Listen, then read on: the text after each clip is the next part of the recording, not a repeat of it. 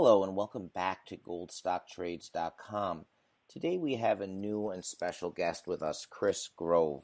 Chris is president of Commerce Resources Corp, which can be traded as CCE on the TSX Venture and as CMRZF on the OTCQX. Thanks, Chris, for being here with us today. It's my pleasure, Jeb. Always good to talk to you. Chris, the topic of our conversation today is rare earths.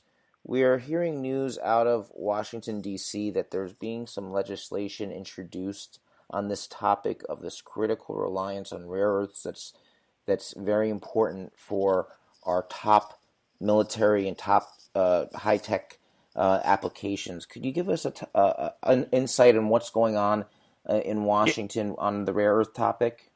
Yes, I'd be happy to, Jeb.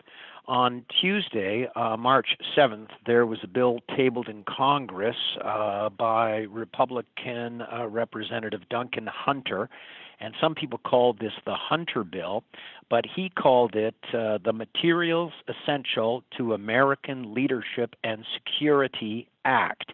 And the acronym that goes along with that is METALS Act. So this METALS Act has some very interesting language in it, and in the introduction to it, I quote, the legislation rectifies a dangerous lapse in the supply chain for strategic and critical materials essential for numerous defense and national security applications. And then to follow with a quote from Representative Hunter, he says, quote, the U.S. must no longer be wholly dependent on foreign sources of strategic and critical materials. The risk of this dependence on national security is too great, and it urgently demands that we reestablish our depleted domestic industrial base, end quote. The bottom line is that since Molycorp shut down operations in June of 2015 in California, there really has been no domestic production of rare earth elements anywhere in North America. And so this act seeks to address that, and ultimately, as I believe your readers would know, because anybody who's been listening to you, Jeb, for some time would know the absolute essential, if not critical, nature of rare earth elements to everything that the Pentagon wants built for it. And I'm talking about, the F-35. I'm talking about, any drone. I'm talking about basically everything in terms of military hardware. All of these designs need rare earth elements. And, you could simplify it as well and say that, rare earth elements are used in the magnets, in the production of magnets that are then found in every electric motor made. But that doesn't begin to tell you all of the different ways that rare earth elements are used in defense products. And my readers down here, in Florida, South Florida, we know that President Trump is meeting with the Chinese president. Talk to us about what's been going on since Trump's been elected president of the United States. We've also seen this military buildup in the South China Sea that when we saw this sort of destabilization in the past in 2010, it sent these rare earth prices just soaring. Yes, absolutely. Certainly in the fall of 2010, China actually stopped shipments, exports of rare earth elements to Japan unilaterally at a certain point, and prices from that point on went ballistic. And to take one example, dysprosium, which is one of the heavy rare earth elements, which is still essential for basically all magnet design. Dysprosium went from a value of about $100 per kilo to $3,000 a kilo.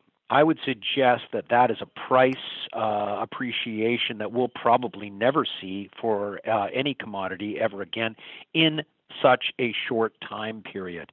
And in terms of what the president has been talking about when he was on the campaign trail, a focus on Buy American, which is great policy, no question about that. what really comes to mind is that the trade imbalance between the United States and China is the greatest trade imbalance, and so the next set of questions are, in terms of things that the president has said about China, you might want to ask yourself what does China have to do? What mechanisms might it bring to play in terms of pushing back? And I think aspects of trade are going to be a focus here. What I'm really trying to say is that, yes, there's been a significant military buildup in the South China Sea. China has been very aggressive in its attempted acquisitiveness in the South China Sea. And certainly last year there was a suit brought by the Philippines against China, and China did have a decision found against it at the World Court, which it then said it didn't recognize. And whether it's the Philippines, whether it's Japan, whether it's South Korea, all of these countries have essentially an agreement with the United States that the United States will basically stand up for them. And at the end of the day, I think 3 Nimitz-class supercarriers have been deployed into the South China Sea in 2017, even before the president became the president in early January of this year. So that military buildup, what does that mean? I don't think it means that China can or wants to stand toe-to-toe against the American military, but I think trade is one of the areas where China arguably could push back. And certainly then you would look to commodities that China dominates, and right at the top of that list is rare earth elements. And yeah, and that's exactly correct that China produces more than 80% of the rare earth elements, but it comes at a great cost in that the environmental standards are awful. And what's going on in the Western world with regards to producing rare earths? I know that we have Linus and we had Molycorp, but talk to us about, since this last crisis, has there been any sort of development or advancement in the Western world? Well, after China first put an export duty on rare earth elements in 2005, that signaled an opportunity for projects outside of China to advance, and with the target of becoming an alternate source of supply of rare earth elements to China. Ultimately, at the height of that market, maybe it was in early 2011, people talked about over 400 rare earth element projects being worked on. If we go back to those days in 2005, the thing I would like to say is that myself and the former president, David Hodge, we did a little bit of work and we educated ourselves on what was the kind of deposit that dominated commercial production at that time in 2005.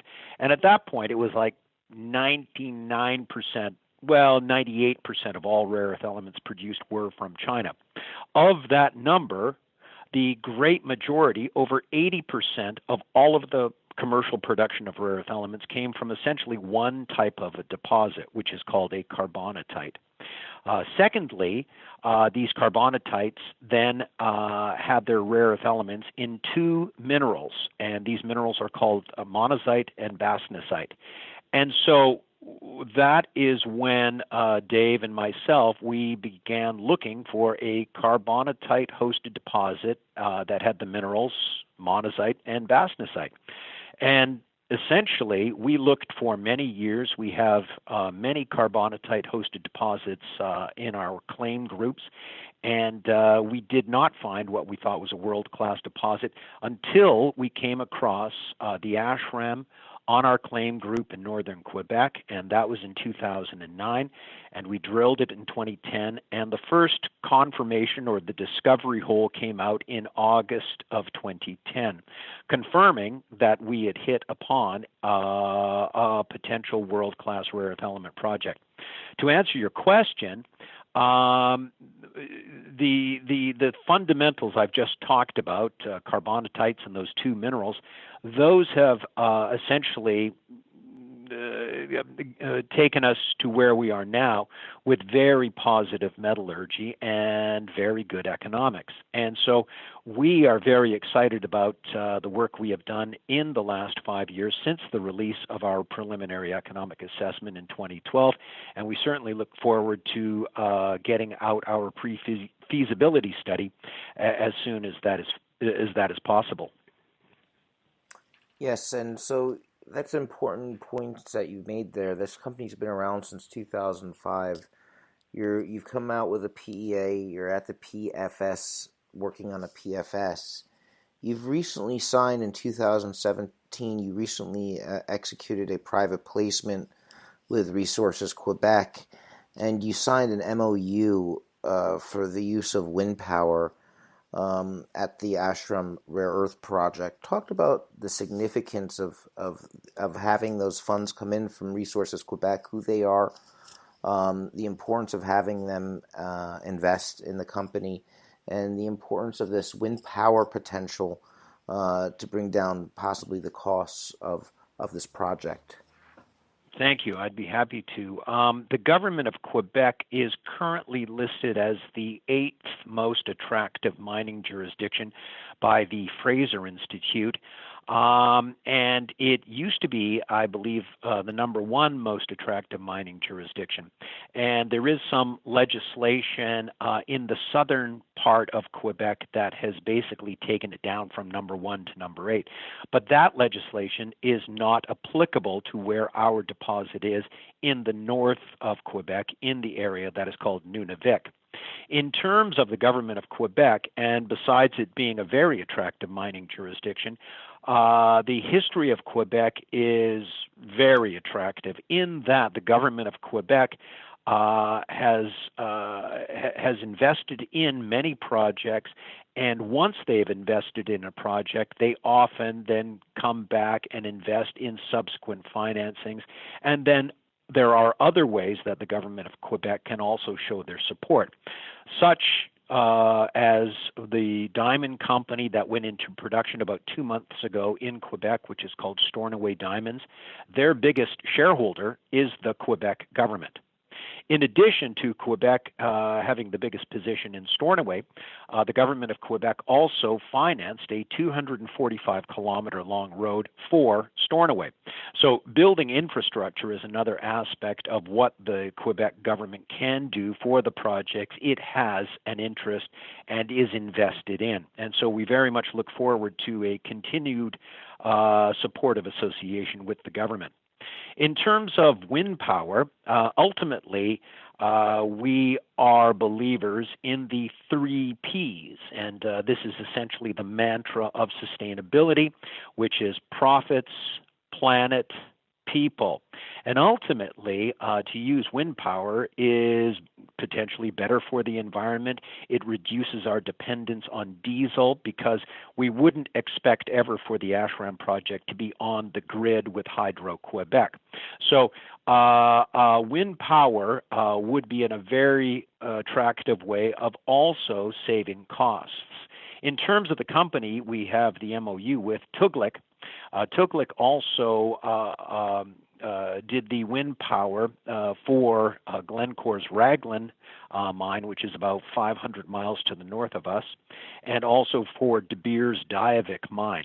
In terms of Glencore's intent for Raglan, they want Tuglik, or they want wind power, to actually take up 40% of, or give them a savings of 40% overall in terms of energy costs for the project. Now, for Raglan, Tuglik retrofitted Raglan with wind power, and they will continue to optimize that aspect of the mine. In terms of Commerce Resources, we are looking to have Tuglik set up facilities so that we actually use wind power not only for the operation of the mine, but also in the construction phase. So ultimately, the economics of it should be very attractive to us, and also, of course, it's renewable energy.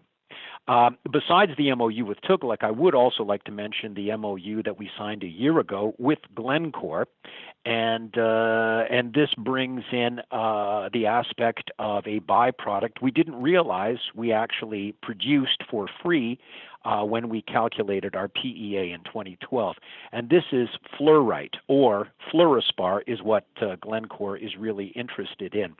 A lot of your readers may not know a lot about the fluorspar market, but it is roughly comparable to the rare earth element market in that most production of fluorspar does come from China as well. So as Glencore has said, they would be very interested in a domestic source of fluorspar, and that is part of the nature of the MOU we have with them.